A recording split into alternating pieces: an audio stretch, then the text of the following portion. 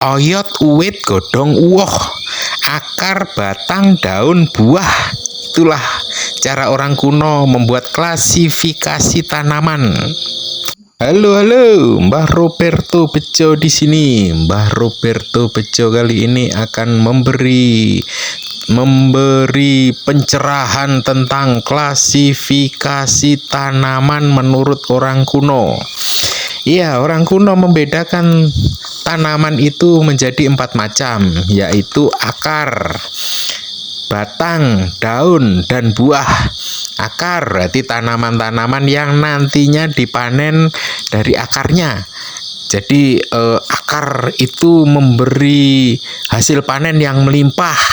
Ya, contohnya tanaman yang nanti dipanen dari akar yaitu umbi-umbian, singkong, ketela rambat, porang, terus jahe, kencur, pokoknya yang umbi-umbian. Jadi kita tanam yang kita harapkan panennya dari akarnya. Percuma batangnya bagus tapi hasil panen dari akarnya sedikit. Nah, itu jadi klasifikasi pertama adalah akar. Lalu batang, yaitu tanaman yang kita panen nanti batangnya atau hasil melimpah dari batangnya. Apa aja itu? Yaitu tebu.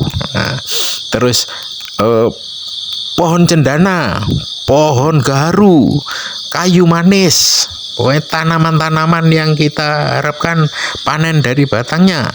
Contoh lain adalah pohon sengon, pohon trembesi, pohon albesia, pohon jati. Nah, itu kita karena yang kita tanam batangnya, jadi itu adalah tanaman batang. Habis itu daun, tanaman yang kita panen dari daunnya.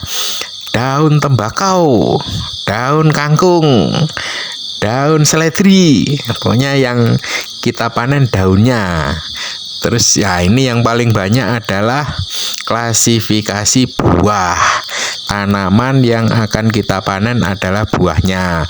Buah cabai, padi, jeruk, mangga, buah alpukat, terus apa itu namanya, terong, tomat. Pokoknya buah-buahan itu klasifikasi tanaman yang kita panen dari buahnya.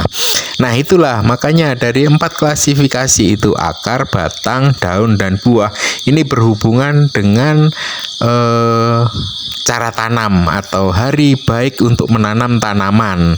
Makanya orang kuno mengatakan oyot, uwit, godhong, uwoh, akar, batang, daun, dan buah. Jadi hari baik untuk menanam tanaman buah ya paling bagus hari apa? Ya Senin Wage bagus karena itu hari untuk menanam tanaman buah.